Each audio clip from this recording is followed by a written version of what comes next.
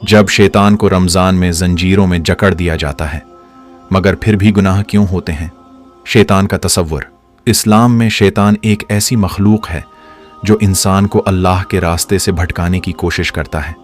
वो बुराई और गुनाह का वसूसा डालता है।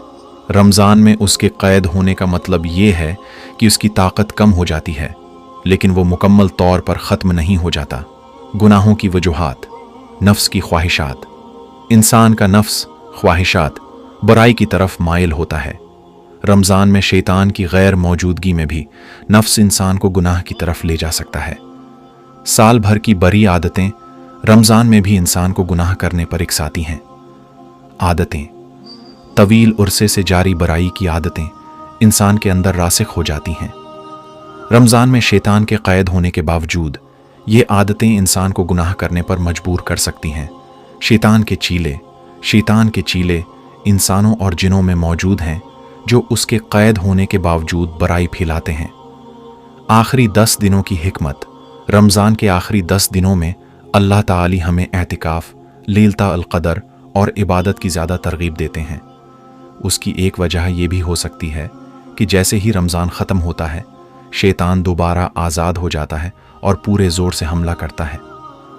अगर हमने रमज़ान में अपनी रूहानी ताकत नहीं बनाई तो शैतान हमें दोबारा बहका देगा। हल।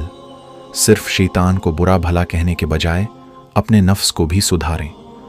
रमज़ान में आदतें बदलने की कोशिश करें ताकि शैतान के वापस आने पर गुनाह की तरफ न जाएं। कुरान की तलावत, दुआ और ज़िक्र से अपने दिल को मजबूत करें। अल्लाह ताली से मुसलसल दुआ करें कि वो हमें बुराई से बचाए। ये कहानी क्यों ख़ास है?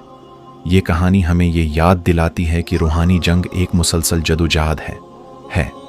रमज़ान अल मुबारक हमें अपने नफ्स को पाक करने और अल्लाह के करीब होने का मौके फराहम करता है। हमें उस मौके से फ़ायदा उठाना चाहिए और अपनी आदतों को बदलने की कोशिश करनी चाहिए। रमज़ान अल मुबारक एक तरबीती महीना है।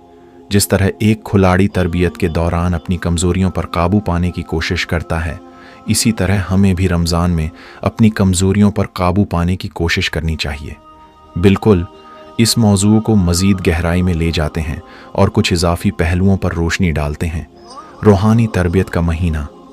रमज़ान अल मुबारक सिर्फ खाने पीने से परहेज़ का महीना नहीं, बल्कि ये रूहानी तरबियत का महीना है। इस महीने में हमें अपने नफ्स को पाक करने, बुराइयों से दूर रहने और अल्लाह के करीब होने का मौका मिलता है। नफ्स की इस्लाह। रमज़ान में रोज़े, नमाज, तलावत कुरान और दीगर इबादात के ज़रिए हम अपने नफ्स को कंट्रोल करने की तरबियत हासिल करते हैं। ये तरबियत हमें साल भर बुराइयों से बचने में मदद देती है। आदतों में तब्दीली। रमज़ान में हम अपनी बुरी आदतों को छोड़ने की कोशिश करते हैं। अगर हम रमज़ान में अपनी आदतों को बदलने में कामयाब हो जाते हैं तो ये तब्दीली साल भर कायम रह सकती है। अल्लाह से ताल्लुक़। रमज़ान में हम अल्लाह से अपने ताल्लुक़ को मजबूत करने की कोशिश करते हैं। दुआ, ज़िक्र और तलावत कुरान के ज़रिए हम अल्लाह के करीब होते हैं। शैतान की चालें। अगरच्चा रमज़ान में शैतान की ताकत कम हो जाती है, लेकिन वो फिर भी हमें बहकाने की कोशिश करता है। वसूसे। शैतान हमें बुरे ख़यालात और वसूसे डालता है। हमें उन वसूसों से बचने के लिए अल्लाह से दुआ करनी चाहिए। गफलत। शैतान हमें इबादत से गाफिल करने की कोशिश करता है। हमें अपनी इबादत पर तवज्जो देनी चाहिए और गफलत से बचना चाहिए। इख्तिलाफात। शैतान हमें आपस में लड़ाने और इख्तिलाफात पैदा करने की कोशिश करता है।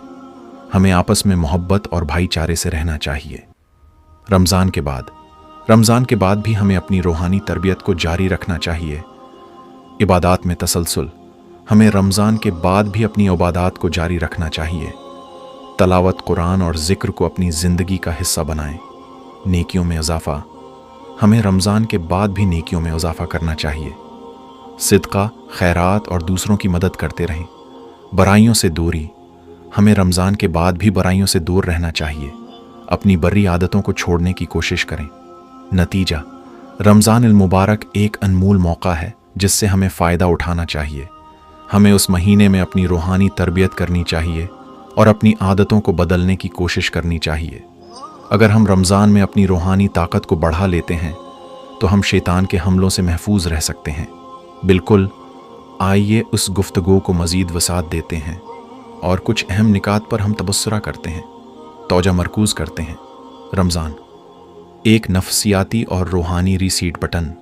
रमज़ान का महीना सिर्फ मजहबी रसूमात तक महदूद नहीं, बल्कि ये एक नफसियाती और रूहानी रीसीट बटन की तरह है।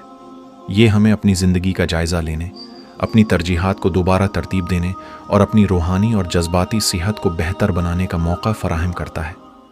ज़ाती जायज़ा। रमज़ान हमें अपनी ज़िंदगी के मुख्तलिफ़ पहलुओं पर गौर करने का मौका फ़राहम करता है, जैसे कि हमारे ताल्लुकात, हमारी आदत और हमारी अक़दार।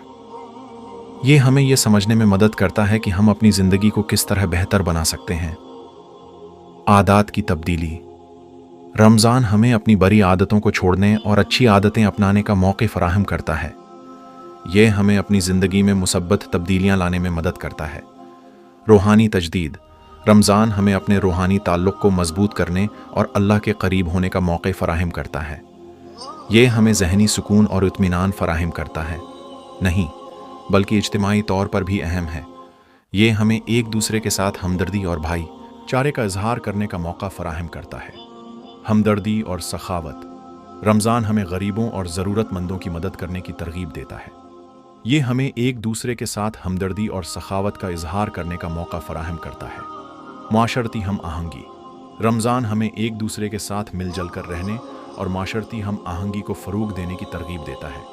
ये हमें एक दूसरे के साथ एहतराम और मोहब्बत से पेश आने का मौका फ़राहम करता है। रमज़ान के बाद की ज़िंदगी। रमज़ान के बाद हमें अपनी रूहानी और अखलाक़ी अक़दार को बरकरार रखने की कोशिश करनी चाहिए। इबादात का तसलसल। रमज़ान के बाद भी हमें अपनी इबादात को जारी रखना चाहिए। नमाज, तलावत कुरान और ज़िक्र को अपनी रोज़मर्रा की ज़िंदगी का हिस्सा बनाना चाहिए। नेकियों का फ़रोग़। रमज़ान के बाद भी हमें नेकियों को फ़रोग़ देना चाहिए। सिदक़ा, खैरात और दूसरों की मदद करते रहना चाहिए। बुराइयों से इज्तनाब। रमज़ान के बाद भी हमें बुराइयों से इज्तनाब करना चाहिए। अपनी बुरी आदतों को छोड़ने की कोशिश करनी चाहिए। नतीजा, रमज़ान का महीना हमें अपनी ज़िंदगी को बेहतर बनाने और अल्लाह के करीब होने का अनमोल मौका फ़राहम करता है। हमें उस मौके से भरपूर फ़ायदा उठाना चाहिए और अपनी ज़िंदगी को अल्लाह की रज़ा के मुताबिक गुजारने की कोशिश करनी चाहिए। बिल्कुल, नेक काम करने की कोशिश करना एक ऐसा अमल है जो न सिर्फ हमारी रूहानी ज़िंदगी को बेहतर बनाता है, बल्कि हमारे माशरे को भी मुस्बत अंदाज में तब्दील करता है। यहाँ कुछ तरीक़े हैं जिनसे हम नेक कामों में बढ़ चढ़ कर हिस्सा ले सकते हैं। 1. नीयत की दरस्तगी। हर नेक अमल से पहले अपनी नीयत को खालिस करें। अल्लाह ताली की रज़ा के लिए काम करें, न कि दिखावे या तारीफ़ के लिए। नीयत की दरस्तगी अमल के असर को बढ़ाती है।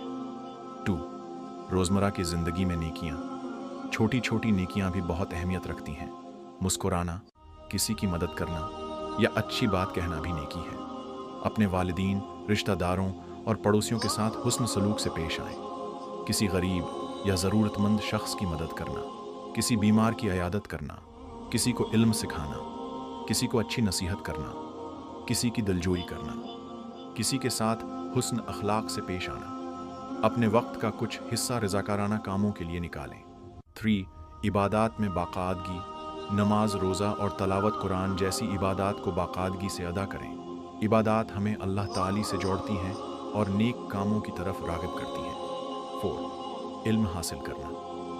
दीन का इल्म हासिल करें ताकि आपको नेक और बुरे में फ़र्क मालूम हो। इल्म आपको सही रास्ते पर चलने में मदद करता है। 5. दूसरों को तरगीब देना। दूसरों को भी नेक काम करने की तरगीब दें। अच्छी बातें फैलाना भी एक नेकी है। 6. बुराइयों से बचना। गुनाह और बुराई से बचने की कोशिश करें। बुराई से बचना भी एक नेकी है। 7. इस्तिकामत। नेक कामों में इस्तिकामत से लगे रहें, कभी मायूस न हो और हमेशा कोशिश करते रहें। 8. दुआ। अल्लाह ताली से दुआ करें कि वो आपको नेक काम करने की तौफीक अता फरमाए। दुआ एक ताकतवर हथियार है। नेक काम करने से न सिर्फ हमारी आखिरत बेहतर होती है, बल्कि दुनिया में भी सुकून और खुशी मिलती है। हमें चाहिए कि हम हर मौके पर नेक काम करने की कोशिश करें।